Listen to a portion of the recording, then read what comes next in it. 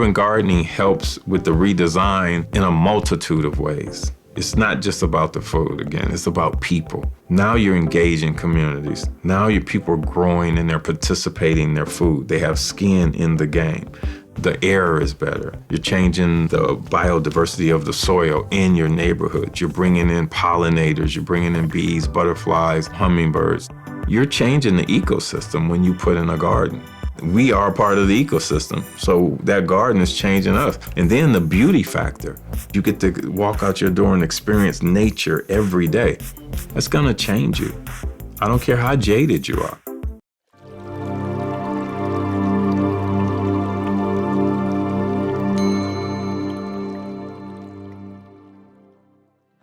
And it's basically a vertical container system, which you can grow about 50 plants in a very small area that actually creates its own organic fertilizer. You don't get the evaporation that you get off of an open garden, so it's incredibly effective in really dry areas. And the other thing is that it's really good for people who are disabled because it's very low maintenance. You don't have to work to weed it. Weeding consists of pulling a couple little sprouts out, and so it's very low maintenance and very easy to work with, easy to operate. So you put kitchen scraps in the top right here, and here we have some. This composter features worms, so it's a vermicomposter. As the vermicompost ages, it compacts and it moves down the center. The garden tower's design gives you about 25 square feet of planting space in a footprint that's only about 4 square feet.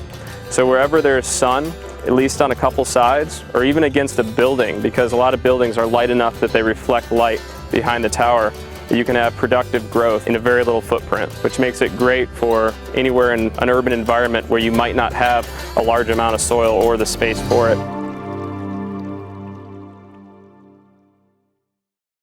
And what we've done is we've combined the hydroponic component with the aquaculture component. So we raise the fish, use the fish waste to fertilize the plants. People say, well, I'm not a farmer, I'm not a gardener. I go, well, can you harvest tomatoes? And they go, well, yeah. I said, can you pull a plant out?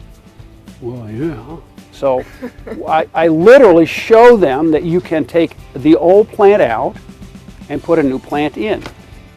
The largest unit, the 100 by 100 foot unit, is 10,000 square feet, produces enough lettuce to produce 400 side salads a day. This is disruptive technology because you can now grow protein and vegetables in every setting, every city. These can be put on rooftops. These can be put in empty lots.